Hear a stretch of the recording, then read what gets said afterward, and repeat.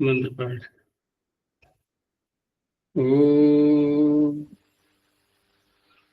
सहनावतु सहनौ भुनक्तु सह वीर्यं करवावहै तेजस्विनावधीतमस्तु मा विद्विषावहै।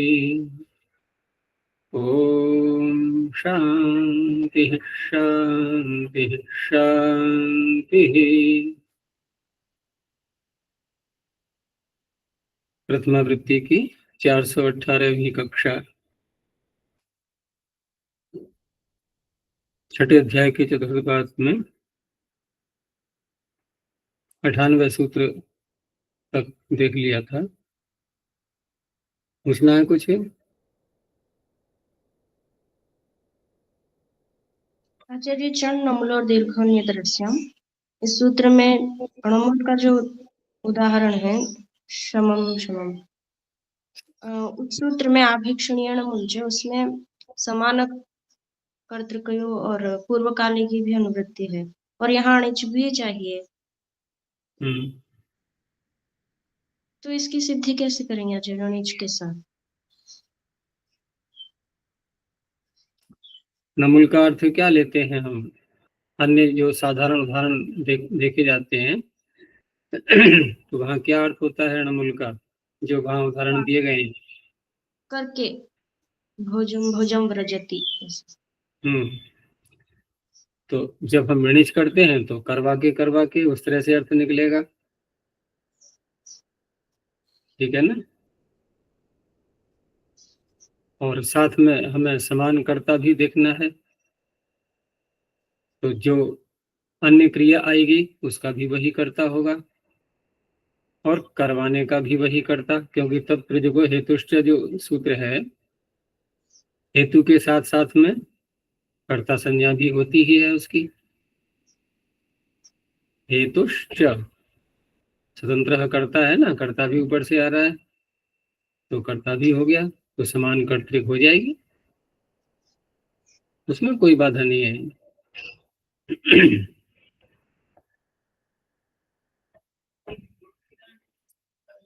शमम शमम शामम शामम का अर्थ है शमन करके। एक तो होता है शांत होकर, स्वयं ही क्रिया उसमें हो रही है, दूसरे में करके, तो शांत करवा के या करके दोनों प्रकार से बोल सकते हैं। और अन्य जो क्रिया साथ में बोलेंगे हम, उसका भी वही करता होगा। वहां भी करवाना ही होगा जन दूसरा क्रिया नहीं, ये कोई आवश्यक नहीं है। वहां अगर हम ऋणिच करेंगे तो होगा, नहीं करेंगे तो नहीं होगा। एक स्थान पर ऋणिच हो सकता है तो आवश्यक नहीं है कि दूसरे स्थान पर भी ऋणिच हो। जैसे कि मैं भोजन खिलाकर जाऊंगा, तो मैं जो करता हुआ वो भोजन खिलाने का भी हुआ, जाने का भी हुआ। और जाने में मैंने भेजूंगा नहीं बोला कि मैं भोजन खिलाकर भेजूंगा। अहम भोजयित्वा गमिष्यामि, अब एक में ऋणिच है, एक में नहीं है। वो ठीक है कि वहां भी हो सकता है कि हम भोजयित्वा, अब वहां भी कह सकते हैं गमयिष्यामि भेजूंगा, और जाऊंगा भी कह सकते हैं गमिष्यामि। और हम उधर ऋणिच न करें, मैं भोजन खाकर भेजूंगा, अब इधर हमने ऋणिच कर लिया, उधर नहीं किया। इस तरह से ऋणिच दोनों में हो सकता है, एक में भी हो सकता है, दोनों में नहीं हो सकता और दोनों में हो सकता है, सभी बातें हैं। कर्तृत्व दोनों अवस्थाओं में रहता है। हेतु होता है तब भी कर्तृत्व रहेगा, हेतु नहीं है तब भी कर्तृत्व रहेगा। णिच का यहाँ रणनीति है आचार्य। हाँ, ऋणनीति से लोग कर देंगे ऋणिच का, क्योंकि ऋणिच दिखाना इसलिए आवश्यक है, सूत्र लग ही ऋणिच में रहा है। ऋणमूल परक ऋणिच परे रहते, ऋणजंत से ऋणमूल लेना है हमें, तभी सूत्र लगेगा, ये नहीं तो लगेगा ही नहीं। आचार्य द्विशत खची ह्रस्व में जो ये द्विशत प्रयोगतापे है, द्विषन्तपः, यहाँ द्विषन्तम वहाँ अणिच लिया है और ऊपर से कर्मणि भी आ रहा है, द्विषन्तम तापयति, तो कर्मणि आ रहा है तो अणिच अणिच होगा ही, उसको तपाना, उसको तपना तो नहीं होगा, तो फिर तापे की पढ़ने की आवश्यकता नहीं होगी ना। नहीं, वो एक अलग विषय रहा, वहां क्यों कहा गया है णिजंत, क्यों नहीं कहा गया है, लेकिन स्पष्टता के लिए भी कहीं कहीं पाणिनि ग्रहण करते ही हैं कि हमें बिल्कुल भी संदेह न रहे और तुरंत ही निर्णय हो जाता है शब्द सामने आते ही, णिजंत तप धातु से णिच करना है। वो ठीक है कि हम ये तर्क दे सकते हैं कि जब दुष्ट साथ में है तो फिर तपाना ही होगा, तपना नहीं होगा, क्योंकि कर्म साथ में आ रहा है, लेकिन फिर भी स्पष्टता के लिए ग्रहण हो जाता है, उसमें कोई बाधा नहीं, क्योंकि ह्रस्व करने वाला सूत्र भी णिच ही मांग रहा है यहाँ पर, तो स्पष्ट कर दिया कि णिजंत से ही खच प्रत्यय होगा। और वही बात वहां पर भी आएगी, दारी में भी, भाई स्वयं यदि कोई विदीर्ण हो रहा है तो फिर कर्म तो नहीं बनेगा ना उस अवस्था में, और वहां पर हम कर्म भी साथ में ले रहे हैं, पू और सर्व, तो वहां भी कह सकते हैं कि णिज होना चाहिए तभी हो पाएगा। तो ये स्पष्टताएं होती हैं सूत्रों में, ऐसे अनेक सूत्र ऐसे आएंगे जो बहुत ही स्पष्ट हो जाता है, कभी कभी अधिक व्याख्या नहीं करनी पड़ती है, क्योंकि दोनों बातें होती हैं सूत्रों के अंदर, व्याख्यान तो विशेष प्रतिपत्ति, वो भी बात सामने आती है, कहीं कहीं बड़े जटिल सूत्र लगते हैं तो बहुत व्याख्या की अपेक्षा करते हैं वो, क्योंकि बुद्धि का चातुर्य भी हमें व्याकरण के साथ साथ देखना होता है, बुद्धि में निखार लाना होता है, और कहीं कहीं सरलता से भी होता है। हम चिंतन भी करते हैं किसी विषय पर तो कभी बहुत गंभीर हो जाते हैं, कभी सामान्य बन जाते हैं, दोनों बातें हैं, एक साथ गंभीरता भी नहीं रह पाती, एक साथ सामान्यता भी नहीं रह पाती है। ऐसे ही हम आध्यात्मिकता में प्रवेश करते हैं तो कभी हम एकाग्र बन जाते हैं, चित्त का निरोध कर लेते हैं, कभी व्युत्थान दशा में आ जाते हैं, तो व्युत्थान भी है, समाधि भी है, दोनों बातें हैं, एक जैसा एक रूपता नहीं रहती। वही बात सूत्रों में घटेगी, पाणिनि सूत्र बना रहे हैं तो कभी कभी अधिक गंभीर बन गए तो सूत्र भी वैसा ही बन गया, अभी थोड़ा हल्के फुल्के हैं तो सूत्र बड़े स्पष्ट बना दिए, बिल्कुल बुद्धि लगानी नहीं पड़ रही है, जरा देर में अर्थ निकल रहा है, एक जैसा व्यक्ति नहीं रह पाता है। तो वैसे ही सूत्र रचना है, क्योंकि सूत्र रचना ये कोई ऐसा कार्य नहीं है कि जो विचार करके वहां पर ऐसा किया गया है, अध्यापन कर रहे हैं पाणिनि और साथ में वाक्य जो मुख्य मुख्य लगे वो सूत्र के रूप में आ गए, नियमबद्ध कर दिए गए, उनका फिर बाद में और अच्छी प्रकार से प्रसंस्करण करके वो सूत्र रूप में उनको प्रतिबद्ध कर दिया गया। अच्छा जी, छादेर घेर जो उपसर्गस्य, इसमें पुरश्छदः और दंतच्छदः, इनमें उपपद मतिंग से समास करते हैं, और प्रच्छदः में और षष्ठी कृद्योगाच षष्ठी समस्यते, उसका भी क्या था हमने समास उससे? नहीं, समास उससे उपपद मतिंग से नहीं करेंगे, छदः तो अलग बन जाएगा, खाद्यते अनेन इति छदः, ठीक है ना, यहाँ पर हमने घ प्रत्यय करके और छदः जो शब्द बना लिया, उसके बाद में ये समास किया गया है, और समास करेंगे यहाँ पर षष्ठी समास है, षष्ठी लाएंगे कृतयोगाच षष्ठी समस्यते, क्योंकि उपपद समास वहां होता है जहां प्रत्यय करने से पूर्व ही हम किसी शब्द को साथ में ले आते हैं, जैसे कुंभम करोति इति कुंभकारः, तो हमने क्री से पहले कार नहीं बनाया, क्री से पहले कार बनाएंगे फिर तो षष्ठी समास होगा ना, उपपद समास नहीं होगा, कुंभस्य कारः कुंभकारः, ऐसे नहीं, हम प्रत्यय के साथ साथ ही उपपद को लाते हैं। तो घ प्रत्यय करने वाला कोई वो ये नहीं कह रहा है कि उपपद परे रहते, उपपद पूर्व रहते हुए घ प्रत्यय होता है, वो धातु मात्र से संज्ञा में पुल्लिंग में घ प्रत्यय कर रहा है, उसने घ प्रत्यय कर दिया कि छाद्यते अनेन इति छदः, वहां इसने इसको ह्रस्व कर दिया, इसका तो काम हो गया ह्रस्व करने का, क्योंकि उपसर्ग नहीं है दो, यहाँ पर एक भी नहीं है, तो ये तो नहीं कहता कि एक भी ना हो तो नहीं करूंगा मैं, दो नहीं होने चाहिए, दो नहीं हो या एक भी ना हो, दोनों बातें घट जाएंगी यहाँ पर। अब क्योंकि जब संज्ञा में हो रहा है घ प्रत्यय, तो कोई विशेष शब्द भी तो हो। तो वहां देखा गया कि वृषछदः, दंतच्छदः, ये शब्द प्रयोग में आ रहे हैं संज्ञा के रूप में। उसके बाद फिर वहां पर समास दिखाया जाएगा। तो समास दिखाएंगे तो कृदंत बन चुका है, तो कर्म में तो षष्ठी होनी ही है। कर्म में षष्ठी होगी तो समास करने के लिए कृतयोगाच षष्ठी समस्यते, उसे समास कर लिया। अच्छा, जो सूत्र के सिद्धि में प्रथमावृत्ति में उन्होंने ये दंताश्छाद्यन्त्यानि ये अर्थ विग्रह बोलते हैं, मैंने पीछे ही बताया था, इनको अर्थ विग्रह बोलते हैं। समास भी इसी से किया था, उपपदमतिन से। नहीं, उपपदमतिन से अगर किया है तो कोई बात नहीं है, वैकल्पिक व्यवस्थाएं भी होती हैं, लेकिन वहां पर फिर हमें यही कहना पड़ेगा कि कौन सी संज्ञाएं घ प्रायण में उपपद अर्थ भी साथ में लेना होगा। और उस तरह से करते हैं, आपत्ति तब भी नहीं आएगी क्योंकि कर्म वहां फिर भी है, कर्म तो वहां फिर भी है। और यदि हमने पहले छदः बना लिया तो कर्म में षष्ठी ला करके समास कर लेंगे। शब्द वही बनना है जा करके। अगर शब्द में भेद नहीं आ रहा है तो हम दो तीन विधियां भी अपना सकते हैं। अब जैसे यहाँ दिखाया जा रहा है, तो यहाँ पर तो स्पष्ट है कि ऊपर समास न दिखा करके, क्योंकि अन्य व्याख्याकारों ने काशिका आदि में भी जो न्यास पद्मंजरी इत्यादि है, तो वहां पर भी उन्होंने षष्ठी मान करके कृतयोगाच षष्ठी समस्यते ऐसा बताया है। तो हमें वो भी स्वीकार्य है, क्योंकि उससे कोई अपशब्द तो बन नहीं रहा है, बनेगा वही शब्द। और यदि हम वहां पर उपपद समास ले भी लेते, उपपद शब्द ले भी लेते हैं उनसी संज्ञायाम में, तो उस तरह से भी कर सकते हैं। कर्म तो नहीं हटेगा, कर्म वहां भी रहा, कर्म यहाँ भी रहा।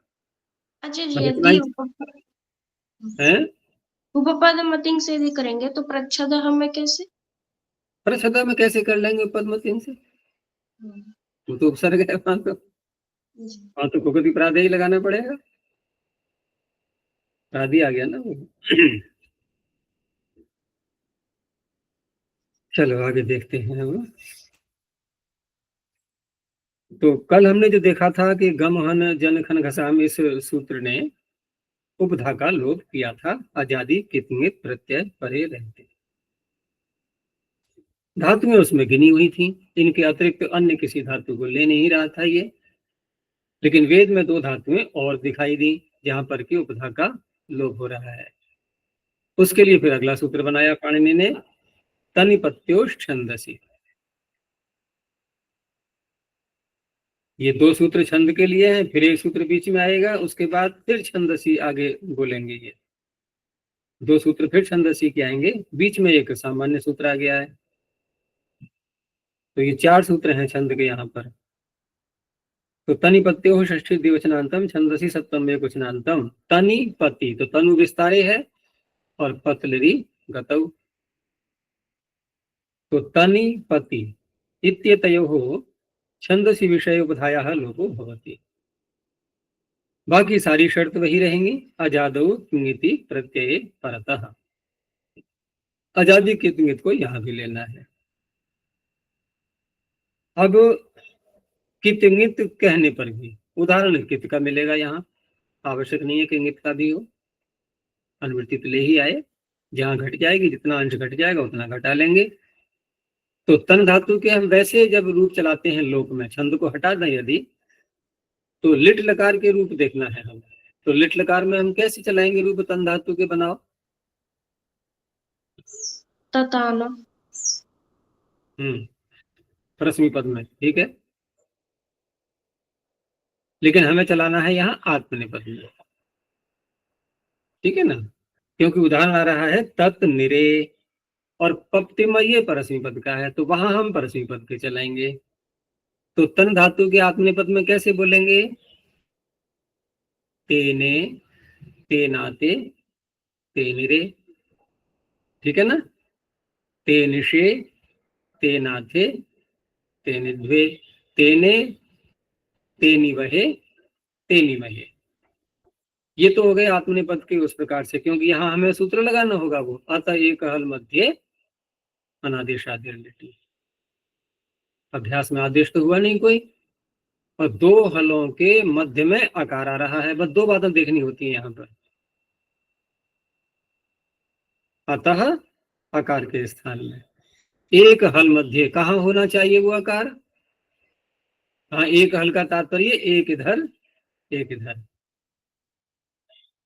दूसरी शर्त ये हो गई। तीसरी शर्त कौन सी है? अनादेशादेह। ये बनेगा अभ्यास का, ऊपर से आ रहा है ना अभ्यास, घुसरे धव अभ्यास लोपष्ट, अभ्यास वहां से ले लेंगे। तो अनादिशादी अभ्यास हो, अर्थात ऐसा अभ्यास जिसको कोई आदेश नहीं हुआ हो। वो अभ्यास अस्य के अधिकार में जो आदेश कहे गए हैं पोष्टु इत्यादि, वो नहीं होने चाहिए। तन में होता ही नहीं कुछ भी, तो ही रहता है। तो तन तन तो बना लिया हमने पहले। उसके बाद जब आत्मनेपद के प्रत्यय ये जो एश इरेच आदि जो भी आएंगे, तो वहां पर अब इसने क्या किया? इसने अभ्यास का तो पूरा ही हटा दिया, उसका लोप कर दिया। अकेला एक तन रह गया, उसमें भी विद्यमान आकार को एकार कर दिया, तेन बना दिया। बस अब तेन के रूप चलेंगे। लेकिन यहां इसने कहा कि आजादी कितने, तो आजादी कितने तो इसमें सारे ही हैं लगभग देखा जाए तो। लेकिन उदाहरण जहां मिलेगा वही तो लेंगे हम। तो बहुवचन का, प्रथम पुरुष के बहुवचन का उदाहरण दिखाई दिया तत्निरे। अब तत्निरे में क्या किया इसने कि तन धातु की उपधा का यानी कि आकार का लोप कर दिया। अब जब लोप कर दिया तो अब क्या द्वित्व हो पाएगा यहाँ पर?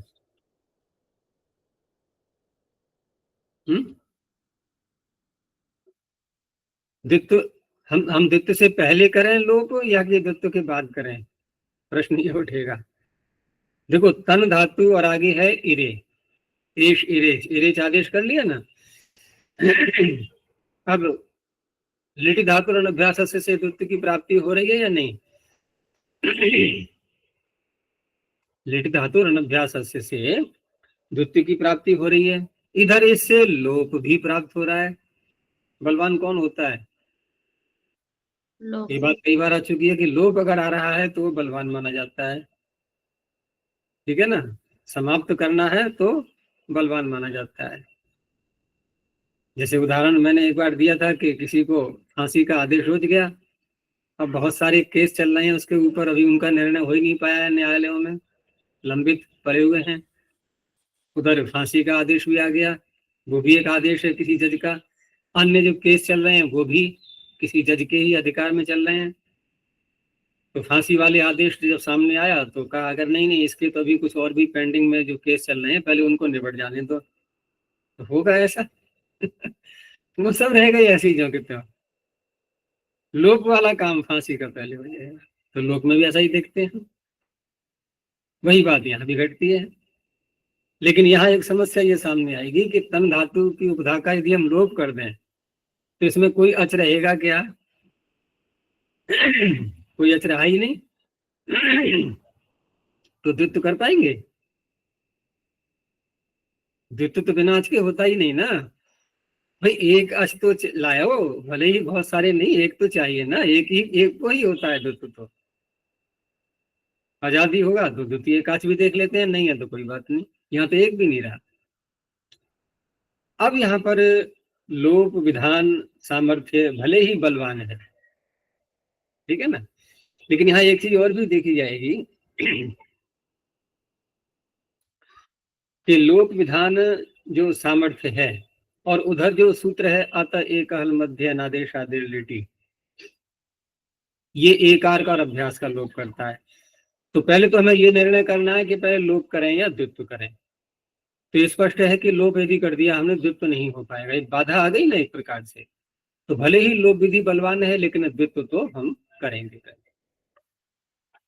अच्छा ठीक है, हमने द्वित्व कर लिया।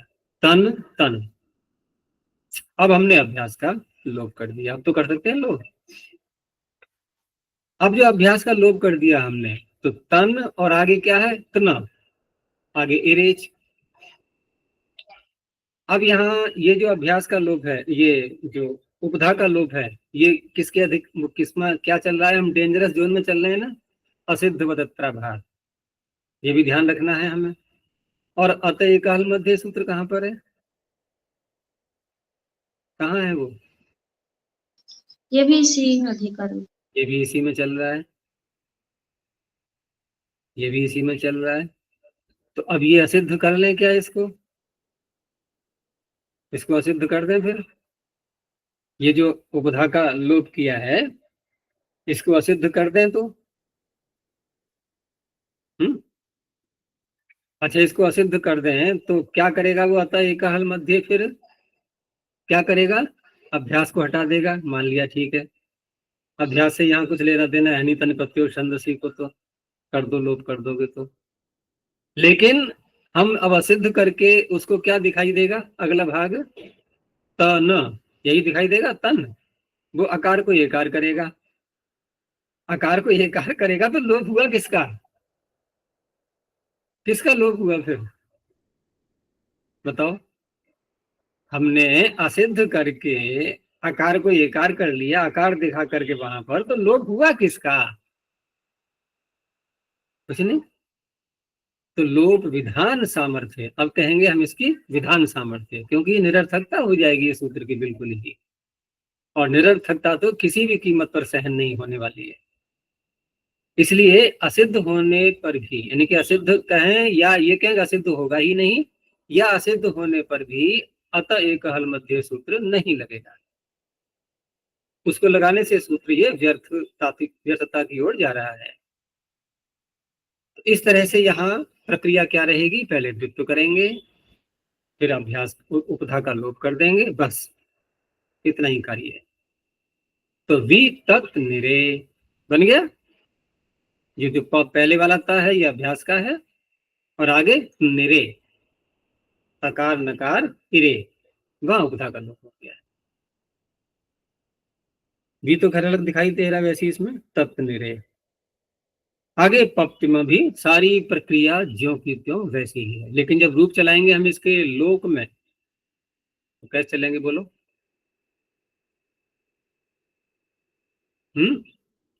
अभ्यास किया करो रूपों का। पपात,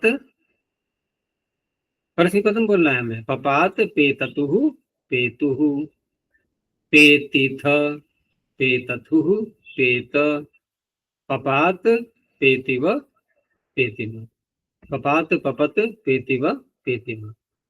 तो पेतिमा जो बोला हमने उसी का है ये पप्तिमा। ठीक है, वेद में। तो यहाँ भी पका प में जो आकार है उसका लोप कर दिया। चले आगे। अजय जी तत्मेरे इसमें पहले लोप करने के बाद निर्वचन करेंगे, द्वित्व करेंगे, तो उसमें अच नहीं बचेगा तो कैसे करेंगे ऐसे कहा था, तो नहीं, पहले रूपाधिदेश द्वित्व करेंगे ये कहा मैंने, उपधा का लोप नहीं करेंगे। पहले द्वित्व ही करेंगे, नहीं तो द्वित्व नहीं हो पाएगा। द्वित्व आवश्यक है यहाँ, क्योंकि द्वित्व का रूप मिल रहा है, हम रूप से कैसे भटक जाएंगे? हम सूत्रों को देख करके मंत्रों की रचना नहीं कर रहे, मंत्रों में हमें तत्व निर्णय दिखाई दे रहा है, उसी प्रक्रिया से चलना है। वो बिगड़ न जाए, हमें वैसे ही नियम अपनाने हैं। पहले लोप कर देंगे, फिर उसके बाद द्वित्व करने लगे तो वहां अच ही नहीं है तो द्वित्व नहीं हो पाएगा ऐसे कहे थे ना, तो वहां रूपाधिदेश नहीं हो सकता था। कैसे रूपाधिदेश? या कोई पूर्व भी नहीं कर रहे हैं क्या? या द्विवचनची लगाने के लिए कह रहे हैं?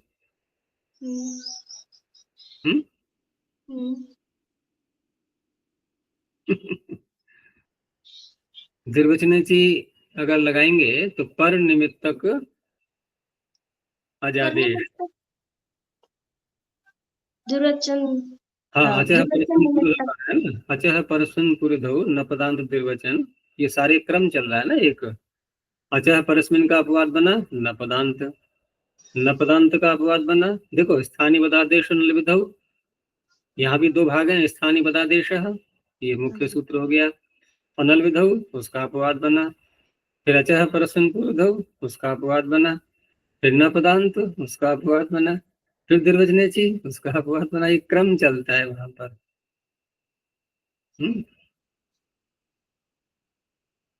द्विवचन निमित्तक अच परे हो तो अजादेश। द्विवचन निमित्तक अच होना चाहिए, तो द्विवचन निमित्तक तो यहाँ मान लेंगे हम कि इरे जो है ये लिट लकार के स्थान में हुआ है, तो द्विवचन निमित्तक है। तो द्विर्वचन निमित्तक अच पर रहते, जो पर निमित्तक अजादेश है वो पूर्व विधि करने में स्थानीभूत हो जाता है। ये भी एक समाधान ले सकते हैं इसका, हम ऐसे भी कह सकते हैं। उससे हमें ये भी आपत्ति नहीं आएगी कि यहाँ पर हम लोक विधान सामर्थ्य मानते हुए, लोक बलवान होता है ऐसा मानते हुए, तो ठीक है, हम उसको भी अपना सकते हैं कि लोक बलवान है तो बलवान है तो कर लिया पहले हमने, उसके बाद में हम स्थानीयवत करके रूपातिदेश हो जाएगा अभ्यास में, जित कर सकते हैं। लेकिन अतः एक हल मध्य जो लगेगा उसको तो हमें रोकना पड़ेगा, वो तो आवश्यक है रोकना, क्योंकि उसको यदि हमने लगा दिया तो फिर ये लोप कहना निरर्थक ही हो गया। लोप हुआ किसका? किसी का नहीं। जिस आकार का लोप किया हमने वो हमने असिद्ध करके और उसको कर लिया हमने एकार। ये भी देखो, असिद्ध करके आकार को एकार करना, अरे उसको मान के कुछ और कर रहे होते तो बात भी ठीक थी, हम सीधा उसी को ही एकार कर रहे हैं, तो फिर अब लोप कैसे दिखाएंगे? अब लोप करेंगे किसका हम? तो वो नहीं होना है किसी भी हालत में।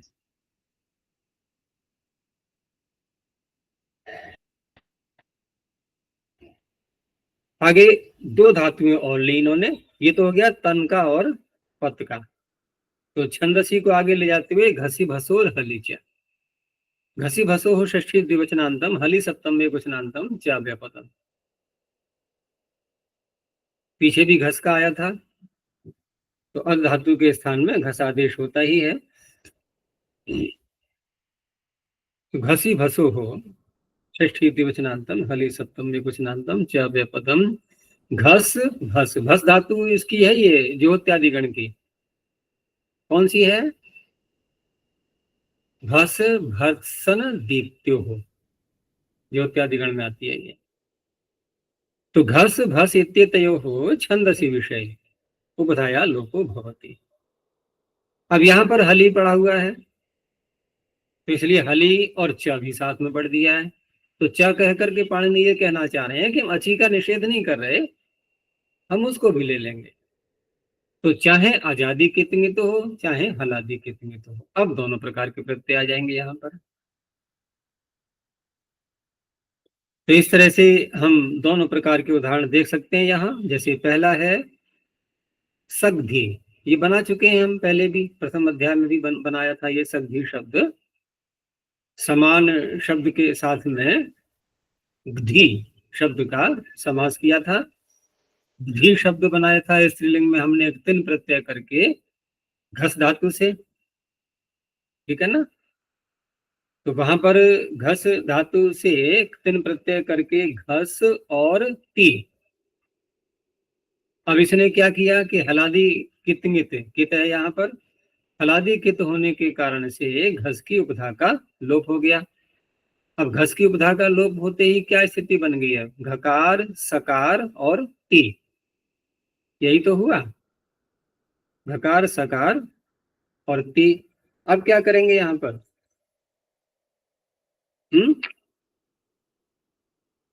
देखो, अध धातु से सबसे पहले एक तिन प्रत्यय, प्रारंभ अध धातु से ही करेंगे, घस से नहीं।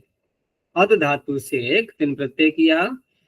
अब हमें घसलरी आदेश करने के लिए भी तो सूत्र चाहिए, तो घसलरी आदेश करने वाले सूत्र कौन कौन से हैं, कहाँ से प्रारंभ होते हैं?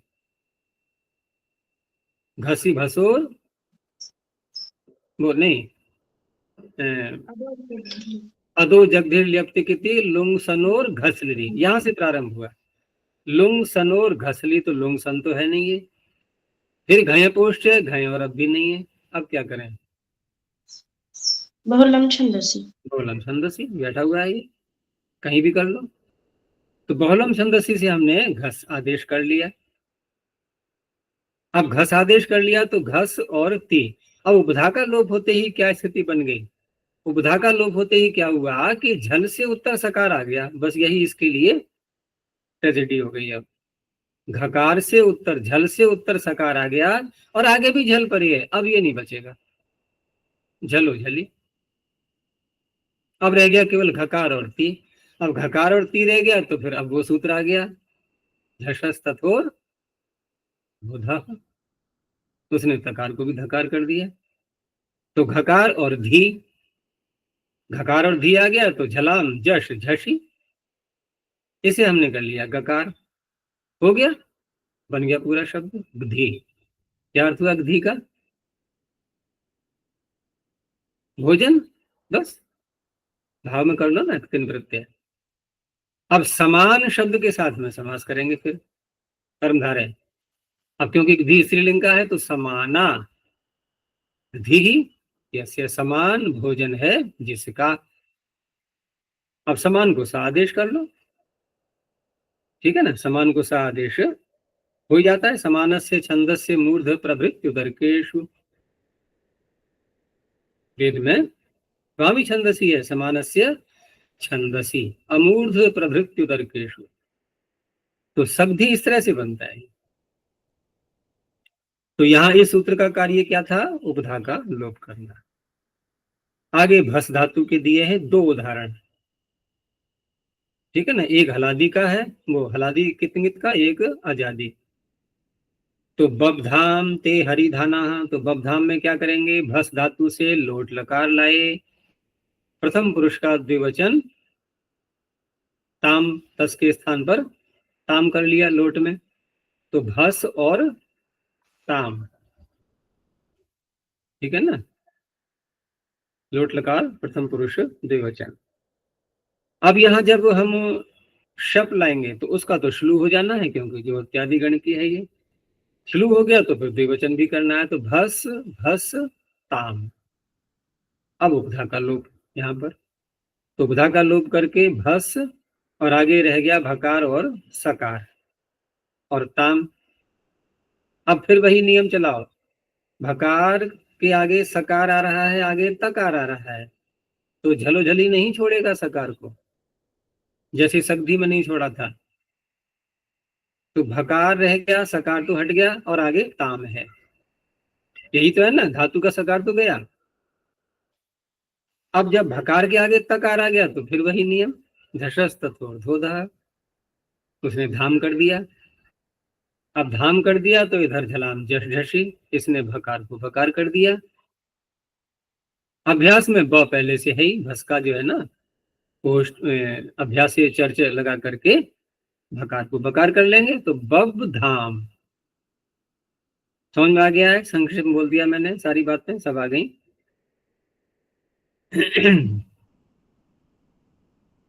अब यहाँ एक शंका उठ सकती है कि हमने भस धातु से जब ताम लाई थी और शब्द को श्लू करके हटा दिया था, तो श्लू से द्वित्व करने लगे थे, तो उस अवस्था में द्वित्व करना और उपधा का लोप करना, ये बात पीछे भी उठी थी।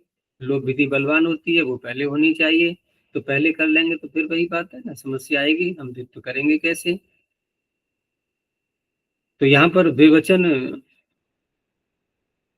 भले ही, अब यहाँ एक चीज और देखी जाती है कि कुछ विधियां ऐसी होती हैं जो उसकी उसके सामने जो दूसरी विधि आ रही है उसको कर लेने के बाद भी हो जाती है, वो नहीं करेंगे तब भी हो जाती है। ऐसी विधियों को भी नित्य कहा जाता है। लेकिन यहाँ पर हम देख रहे हैं कि द्विवचन की अपेक्षा, क्योंकि द्वित्व तो प्रथम पाद में था, छठे अध्याय के हमारे चल रहे हैं अभी चतुर्थ पाद में, तो द्विवचन की अपेक्षा ये पर भी है, ठीक है ना, और नित्य भी है। नित्य क्यों है? उपधा का लोप जो है ये पर भी है और नित्य भी है। नित्य इसलिए है कि द्वित्व कर लेंगे तब भी हो जाएगा, ये कोई नहीं रोकने वाला, द्वित्व नहीं करेंगे तब भी प्राप्त हो रहा है ये। तो इस तरह से यहाँ उपधा का लोप पहले प्राप्त हो रहा है। उपधा उपधा का लोप जो पहले प्राप्त हो रहा है वो नहीं करेंगे, उसका उत्तर वही है कि छांदस होने के कारण से, छांदस होने के कारण से अब यहाँ पर वो नियम नहीं चलाएंगे। तो पहले द्वित्व ही करेंगे, उसके बाद उपधा का लोप करेंगे। तो बबधाम तो ऐसे बन जाएगा। ये तो हो गया उदाहरण हलादी कित का या नित का? नित का। नित का, ठीक है ना। पीछे उदाहरण दिए थे तत्व निदे पप्ते में, वो कित के थे। तो देखो कित वहां काम आ गया, नित यहाँ काम आ गया, कित नित दोनों चल ही रहे हैं, जिसकी आवश्यकता वो ले लो। आगे दिया उदाहरण बपसती। तो बपसती में ये कौन से कौन सा पुरुष और कौन सा वचन है, लकार कौन सा है? भस धातु के यदि हम रूप चलाएं सामान्यतया लोक में, तो कैसे चलाएंगे? कैसे चलाएंगे? बभस्ति। हाँ, बभस्ति, बभस्तः, आगे बोलो। बपसती। क्या है? बपसती। कैसे? देखो, ब भस और झी प्रत्यय है, झी को क्या करेंगे, झोंता लगाएं या अदभ्यस्तात लगाएं? अदभ्यस्त। अभ्यस्त नहीं है ये, तो अति, ब भस अति, जोड़ो इनको, बनाओ बपसती, बभसती, बभस्ति, बभस्तः, बभसति। अब यहां देखो, ये क्या है, बपसती। अब बताओ ये कौन सा वचन है? ये एक वचन का है या बहुवचन का है? क्योंकि द्विवचन का तो होगा नहीं, तस तो है नहीं ये। बहुवचन का। बहुवचन का, लेकिन यहाँ ती दिखाई दे रहा है यहाँ तो। तो ती नहीं है, अति है ये, ठीक है ना। तो यहाँ क्या करेंगे, अब भस धातु से झी प्रत्यय, शप आया, उसका श्लू हो गया, और भस को धृत्व कर लिया। तो भस, भस और अति, ब भस अति। अब भस की उपधा को हटा दो। अब भस की उपधा को हटा देंगे तो भकार, सकार और अति, यहाँ लगाएं झलझली? नहीं, क्यों? आती है वहां, झल नहीं हाँ, है। झल परे नहीं है, झल परे नहीं है, लेकिन भकार को तो पकार कर सकते हैं परिचय से, तो बप सती इस तरह से बन गया।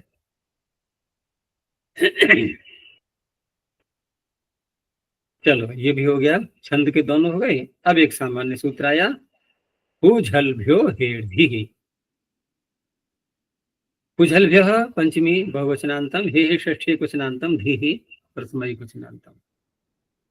यहाँ पर कार्य मात्र इसका है ही को धी करना। तो ही को धी करने के लिए ही में जो अनुवृत्ति पीछे से चल रही है, आजादी, अची भी आ रहा है, किंगति भी आ रहा है, इस सूत्र ने हली भी साथ में और जोड़ दिया। तो किसका संबंध जुड़ पाएगा यहाँ पर? कित में तो चलो ठीक है, हमने नित ले लिया, क्योंकि ही कित तो होता नहीं है, नित ही हो सकता है ना।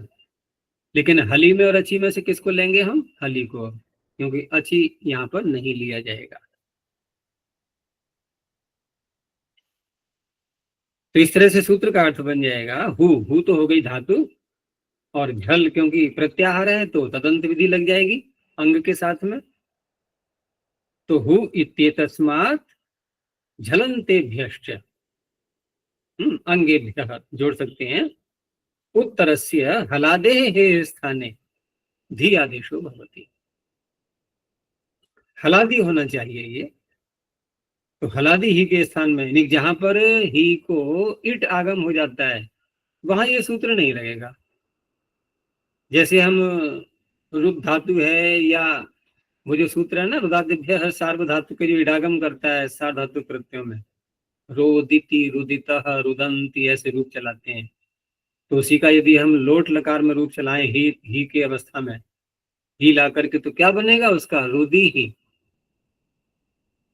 तो रुदि ही जब बोलेंगे तो वहां पर ही झलादी नहीं है, जबकि धातु झलंत है, रुद। झलंत से उत्तर ही को धी करने के लिए अब ये सूत्र नहीं लग पाएगा। क्यों? हलादी नहीं रहा, वो ही आजादी बन चुका है इडागम के कारण से। तो यहां लग जाएगा जुहुधी, क्योंकि जुहुधी में इडागम हुआ ही नहीं है।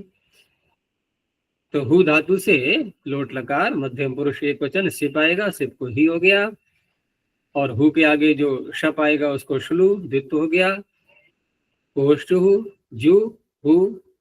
अब इसने ही को धी कर दिया है, बस जुहुधी। अब ये कोई वेद में नहीं है, छंदसी की अनुवृत्ति यहाँ नहीं लेनी है हमें, और छंदसी की अनुवृत्ति नहीं लेनी है, इसका एक प्रमाण भी है यहाँ पर। कौन सा, कौन सा प्रमाण है? अनुवृत्ति न लाने का भी प्रमाण होता है क्या? आगे सूत्र में छंदसी पढ़ने। हाँ, आगे फिर आ रहा है छंदसी। अगर ये जो है चलता रहता है ये बिना रुकावट के, तो फिर पीछे आगे कहने की आवश्यकता ही नहीं थी। इससे पता लगता है कि इसमें छंद नहीं है, तो लोक में भी जुहुधी ही बनेगा। ऐसे ही झलंतों में, झलन धातु में जितनी भी हैं, भिदिर विदारणे, छिदिर द्वैधीकरणे, ये सब ले ली गई है यहाँ पर। और यहाँ जो इसका दिया है, तो इसमें क्योंकि रुधादि गण की है ये, तो रुधादिभ्य शनम से शनम भी आएगा। तो भिद में शनम लाएंगे, भी के आगे भेनद, भेनद ही, तो ही को तो धी इसने कर ही दिया, भेनद ही। अब ये ही कैसा है? ये सिप के स्थान पे हुआ है तो पित होना चाहिए, लेकिन अपित होता है, शेर ही अपिच। अपित होने के कारण से ये मित भी हो गया, ठीक है ना। तो मित होने के कारण से श्नम के आकार का श्नसुरल्लोपः आ चुका है ना पीछे, या आएगा अभी? आएगा अभी। तो श्नसुरल्लोपः से आकार का लोप कर दिया, तो भिनद का रह गया भिंद। अब भिंद के आगे जो ही शब्द है ये, अब क्या करेंगे यहां पर? ही को इसने भी कर दिया, तो भिनद और भी, भिंद और भी भिंदी। यहाँ पर हम नकार को, यद्यपि नकार रह गया है आकार का लोप करके, फिर भी हमें प्रक्रिया वही चलानी होती है कि पहले नकार को हम अनुस्वार करेंगे, अनुस्वार को फिर परसवर्ण करेंगे, फिर नकार हो गया। वो दिखाना वैसे ही होता है। तो भिंधी और छिंधी ये बन जाएंगे। अब फिर छंद के दो सूत्र आ गए। यहाँ धातुएं कुछ और ली गई हैं, क्योंकि यहाँ जो सूत्र था ये तो सामान्य रूप से इसने झलंत से उत्तर कहा। देखो, हु तो एक धातु का नाम ले दिया, उसको छोड़ दो, लेकिन अन्य धातुओं में से हमें केवल झलंत ले सकते थे, अब और तो कोई ले नहीं सकते। तो अब ऐसी धातुएं पढ़ी जाएंगी जो कि झलंत नहीं है, अर्थात जहां प्राप्ति नहीं है, तभी सूत्र सार्थक होगा। तो श्रु, श्रेणु, प्री, क्री, वृभ्य छंदसी। श्रु, श्रेणु, प्री, क्री, वृभ्य पंचमी बहुवचनांतम छंदसी सप्तम एकवचनांतम। इसमें एक धातु ऐसी है जिसके साथ में विकर्ण भी साथ बोल दिया गया है, श्रेणु, और धातु वही है जो शुरू, शुरू पीछे आ चुकी है। देखो, शुरू का ही तो बनता है श्रेणु, तो शुरू धातु अलग से भी पढ़ दी गई और श्रेणु का करके ही उसको बोला गया है। तो देखते हैं अर्थ में। तो श्रु, श्रेणु, प्री धातु जो है ये दीर्घ रीकारांत है, उसको लिया गया है ये। तो श्रु, श्रेणु, प्री, क्री, व्री इत्येतेभ्यः उत्तरस्य छंदसी विषये हेर धीरादेशो भवति, है ना। बाकी सब वही विषय है कि ही के स्थान पर धी आदेश करना है। अब वैसे हम लोक में रूप चलाते हैं तो श्रु धातु के कैसे चलाते हैं? शृणोतु, शृणुतात, शृणुताम, शृण्वन्तु। क्या बोलेंगे आगे? अब मध्यम पुरुष का एक वचन, मध्यम पुरुष का एक वचन श्रेणु। श्रोणु। हाँ, श्रेणुधि तो बोलते नहीं है ना, श्रुधि बोलते हैं। श्रेणु, श्रेणुतात, श्रेणुतम, श्रेणुत, श्रणवानी, श्रणवाव, श्रणवाम, ये लोक में चलते हैं इसके रूप में। यहाँ क्या हुआ कि श्रु धातु का जब रूप चलाया गया, तो पहली बात तो यह है कि देखो यहाँ हम बोलते हैं श्रेणु, तो एक तो श्री आदेश भी नहीं हुआ, ये भी देखना है। मैं कई बातें यहाँ दिखाई दे रही हैं हमारे लिए। तो पहले तो हम श्री धातु से जब ये प्रत्यय लाएंगे ही, सी के स्थान पर ही कर लिया हमने, तो क्या करेंगे यहाँ पर? अब हमें जो उसको शुनु प्रत्यय प्राप्त हो रहा है ना, तो शुनु प्रत्यय को भी तो यहाँ रोकना होगा।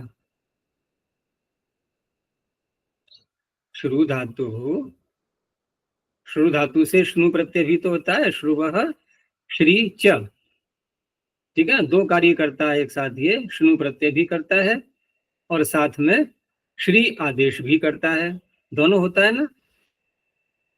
लेकिन हम जब श्रुधि बनाएंगे तो यहाँ तो शुनु प्रत्यय नहीं दिखाई दे रहा है, तो कैसे रोकेंगे इसके लिए? देखो ये जो सारे विकरण होते हैं ये शब्द के प्रसंग में होते हैं। अगर हम शब्द को ही उसकी जड़ काट दें, शब्द को ही हटा दें प्रारंभ में, तो शब्द का प्रसंग ही नहीं रहा तो अन्य विकरण हो ही नहीं पाता है, ठीक है ना। तो शब्द करने वाला सूत्र जो है कर्तरी शब्द, उसके आगे क्या है सूत्र? दिवादिभ्यः।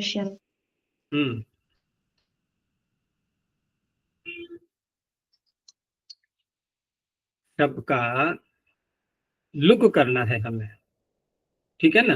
तो वहां तो चलो ठीक है नहीं है, लेकिन शब्द का लुक कहाँ किया गया है? आदि प्रभृतिभ्यः शपः, अदादियों से उत्तर किया गया है शब्द का लुक। शुरू से उत्तर तो नहीं कहा है, लेकिन आदि प्रभृतिभ्यः शपः के नीचे एक सूत्र बना दिया गया, बहुलम छंदसी। वेद में कहीं पर भी शब्द का लुक कर सकते हैं, तो यहाँ पर शब्द का छांदस लोप मान करके श्रु धातु के आगे शब्द का छांदस लोप मान लिया। अब शुनु का प्रसंग ही समाप्त हो गया, क्योंकि शब्द के प्रसंग में शुनु होता है, शब्द है ही नहीं तो शुनु भी नहीं होगा, तो केवल रह गया शुरू। अब उसके आगे जो ही प्रत्यय है उसको इसने कर दिया धी, क्योंकि ऊपर के सूत्र से प्राप्त नहीं था, वो झलंतों से उत्तर कर रहा था, श्रुधि। अब यह है ह्रस्व इकारांत, तो ह्रस्व इकारांत है तो यहाँ दीर्घ किससे करेंगे? यहाँ दीर्घ दिया है इन्होंने, हाँ, श्रुधि हवम। क्या अर्थ हुआ इसका? ये ऋग्वेद के दूसरे मंडल का ही है, प्रारंभ का ही, प्रारंभ के जो मंत्र आए हुए हैं उसी में है ये। मैं तो क्रम से सारा पूरा ऋग्वेद याद किया था ना, तो दूसरे मंडल में ही आ रहा है ये, वो दूसरे सूक्त में ही आ रहा है कि वायवा या ही दर्शते में सोमा अलंकृता तेषाम पाहि श्रुधि हवम। हवम का मतलब होता है पुकार, पुकार को सुनो, श्रुधि हवम। तो श्रुधि में दीर्घ जो दिखाई दे रहा है, तो दीर्घ करने के लिए हम तीसरे पाद में जो सूत्र देखा था ना, अन्य शामपि दृश्यते, ध्रुव पूर्व से दीर्घ गणना के प्रकरण में, उससे दीर्घ कर लेते हैं। और केवल इसी में नहीं, और भी जैसे श्रुधि आएगा वहां भी ऐसे ही कर लेंगे। तो इस तरह से श्रुधि बन गया। अब रही बात कि जब श्रुधि बना लिया हमने, छांदस शब्द का लुक करके छांदस लोप कर दिया था, श्नु नहीं किया था, इसीलिए पाणिनि ने फिर दूसरा इसमें श्रेणु भी पढ़ा साथ में, क्योंकि अगर केवल शुरू कह देते तो यहाँ तो ठीक है, हमने छांदस से लोप कर लिया और श्रुधि बना लिया, लेकिन श्नु भी तो होता है, तो श्नु होता है तो सूत्र में फिर ये भी पढ़ना पड़ा साथ में श्रेणु। अब श्रेणु कह करके ये कह रहे हैं पाणिनि कि श्नु भी कर सकते हैं यहाँ पर, और श्नु करेंगे तब भी ही को धी हो जाएगा, नहीं करेंगे तब भी ही को धी, और श्नु करेंगे तब भी ही को धी, वो श्रेणु कह करके। तो वहां पर श्रुवः श्री जैसे श्रेणु प्रत्यय भी ले आएंगे और साथ में श्री आदेश भी करेंगे, अब दोनों काम हो जाएंगे, तो श्रेणु। अब इसके आगे भी ही को धी कर दिया, अन्य शाम विदुषते से दीर्घ हो जाएगा, श्रेणु धी। अर्थ वही है इसका भी, श्रेणु धी गिरह, वाणियों को सुनो। आगे है रायस पूर्धी, ये प्री धातु का है, प्री पालन पूर्णयोः। तो प्री धातु से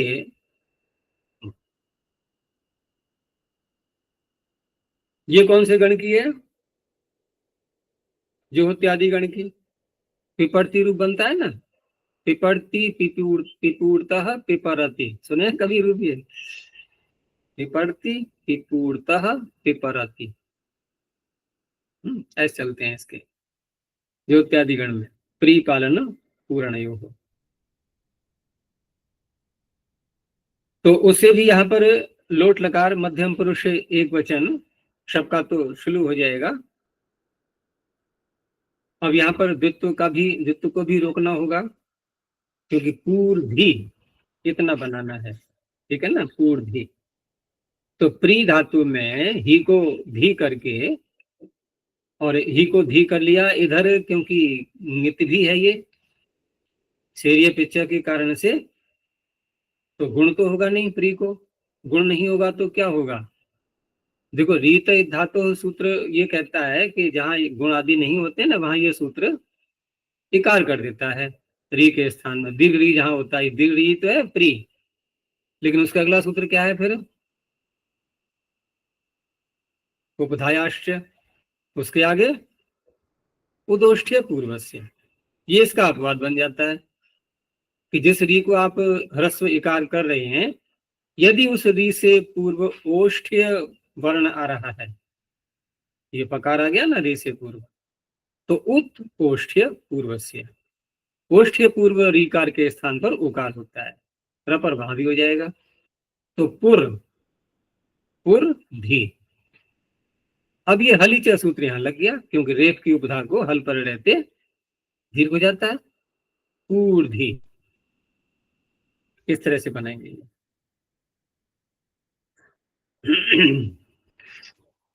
और क्या है धातु, क्री। तो क्री तो वही है, डुकरी करने। तो यहां जो दिया है इन्होंने, वैसे हम बोलेंगे रूप लोक में क्या बोलते हैं, कोरु। अब कोरु में तो सारे कार्य हुए जैसे भी करते हैं, लेकिन यहाँ पर जब ये कृधि बनाएंगे, तो क्री धातु से यहाँ पर ही प्रत्यय ला करके, और उ प्रत्यय भी नहीं करेंगे यहाँ पर, ठीक है ना, उ प्रत्यय का भी अभाव दिखाना होगा। और ही के स्थान पर कर लिया गया धी, तो बस सीधा है क्री धी। उरुणस कृधि। उरु शब्द अलग है। उरु उरु का जो अर्थ होता है ना वेद में, ये बहुत अर्थ में आता है। उरु माने बहुत। जैसे ये जो अंश दिया है इन्होंने, उरुणस कृधि। णस क्या है, ये नस अस्माकम के स्थान पर, षष्ठी का बहुवचन, अस्माकम के स्थान पर बहुवचन से वस नसौ, ये वही नस है ये। तो उरु नस कृधि, हमारा बहुत करो, हमारे लिए बहुत कुछ करो। परमात्मा से कहा जा रहा है उरुणस कृधि, हमारे लिए बहुत करो, थोड़े में हमें शांति नहीं है, हमें बहुत चाहिए। तो नस के नकार को नकार करने के लिए भी सूत्र है, नश्च धातुस्थो रुषुभ्य। धातु में स्थित या तो निमित्त हो अथवा उरु शब्द हो, धातुस्थ उरु, धातुस्थोरुषुभ्य, धातुस्थोरुषु, धातुस्थ उरुषु, सप्तमी का बहुवचन। तो उरु शब्द यहाँ आ चुका है, उरु से आगे नस के नकार को नकार हो गया, उरुणस कृधि।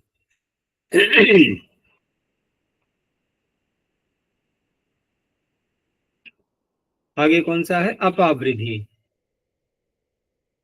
तो अपावृद्धि में यहाँ पर एक प्रश्न और भी था कि नस के सकार को विसर्ग क्यों नहीं हो पाएंगे, क्योंकि घर परे है ना, तो उसके लिए विसर्ग तो कर लेंगे, लेकिन विसर्ग करने के बाद फिर सकार हो जाएगा उसी को, पूर्ण कृधि ऐसे बना करके फिर सकार हो जाएगा। तो उसके लिए सूत्र जो 8वें अध्याय में आएगा, कह करत, बोलो पूरा करो, कह करत, कह करत करति कृधि कृतेष्वनदिति। तो कृधि आ गया ना उसमें, कृधि आ गया सूत्र में, तो कृधि पर रहते सकार हो जाता है, उरुणस कृधि। व्री धातु का है अपावृद्धि। तो अपावृद्धि में व्री धातु, व्री ले लें या वृंग ले लें, दोनों का ही बन जाएगा ये। और वहां पर वैसे तो ये अगर वृंग लेंगे तो आत्मनिपद की बनती है ये, लेकिन छांदस मान करके व्यत्यय से परस्मी पद का ही प्रत्यय लाएंगे ही, और ही को हो जाएगा धी यहाँ पर, और अप को दीर्घ हो गया है, अपावृद्धि, इस तरह से।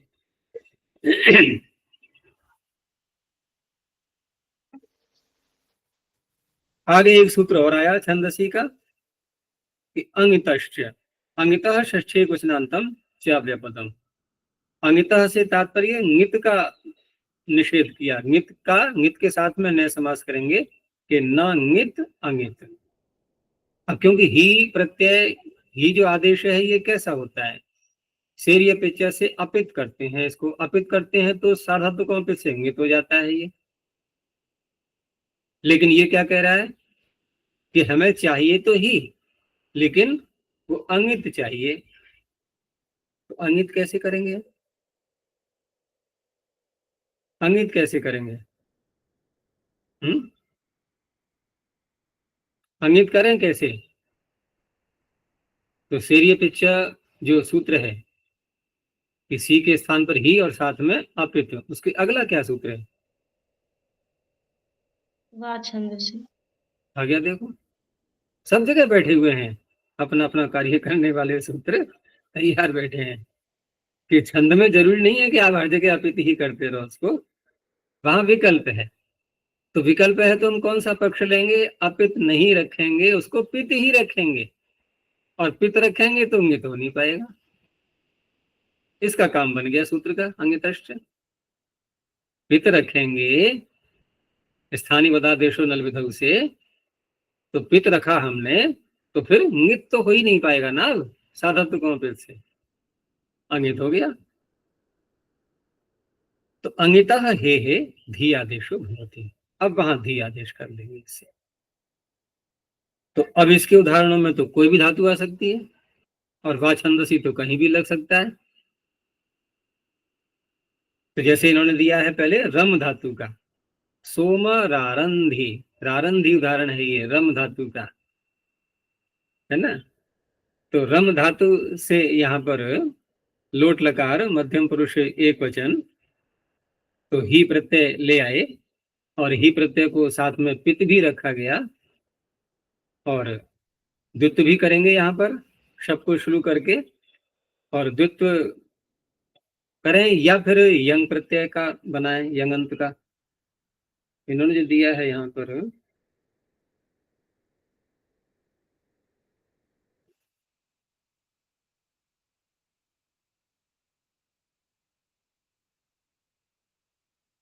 वो शब्द को श्लू मान करके ही किया है। तो शब्द प्रत्यय ला करके उसको श्लू कर दिया गया, और श्लू करके यहाँ पर फिर द्वित्व कर लेंगे, तो रम, रम और ही, ठीक है ना। इधर हमने ही को धी कर लिया इससे अमित होने के कारण से, तो र रम धी।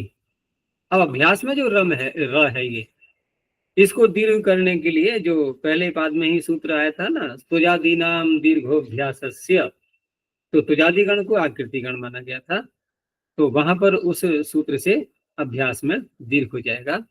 रा रम धी, रारंधी, अनुस्वार और परसवर्ण।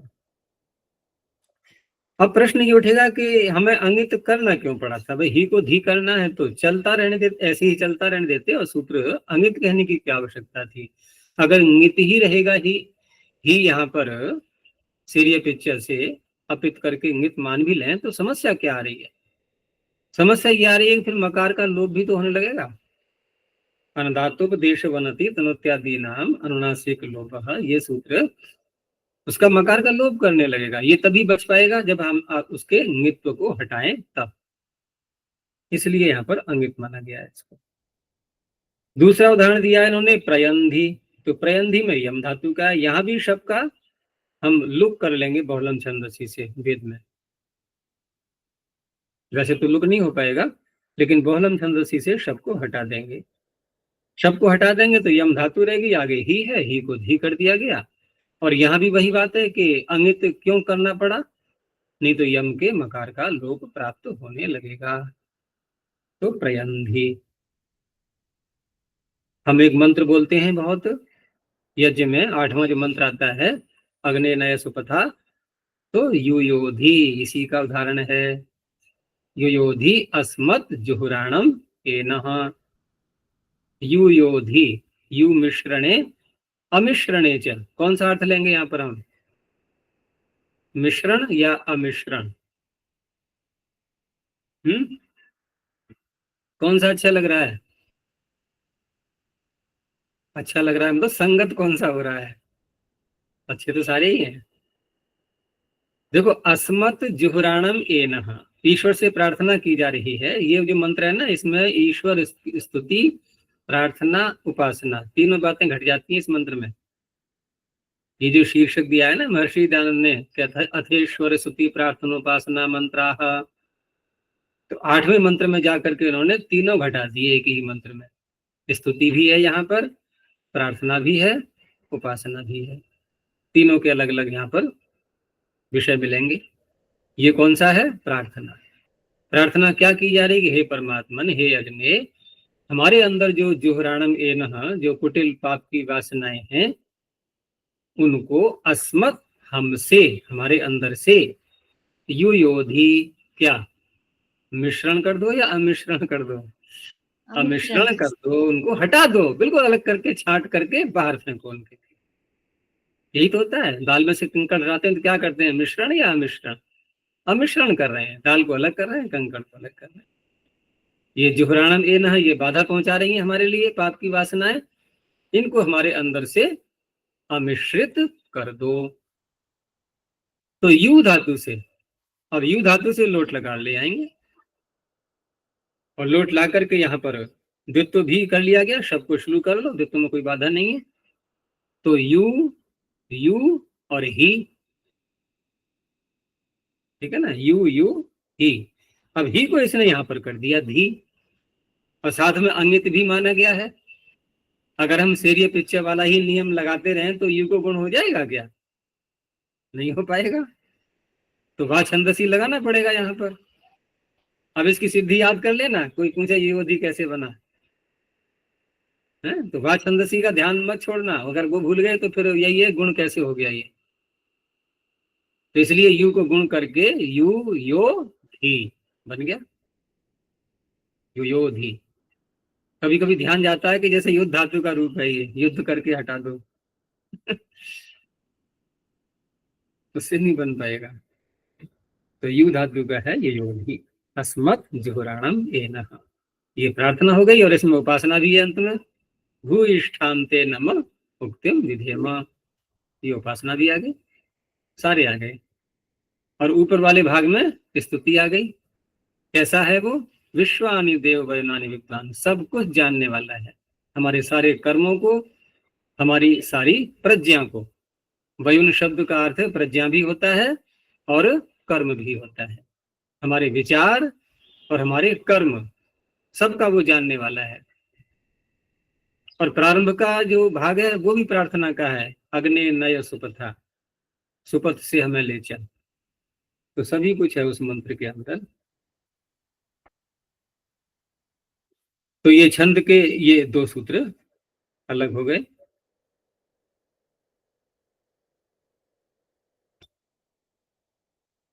अब समय तो हो गया, यहीं तक रखते हैं अभी, फिर देखेंगे।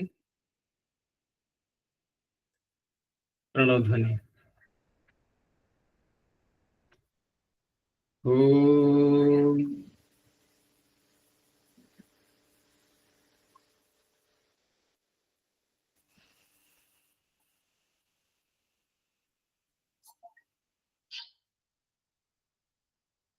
ओम।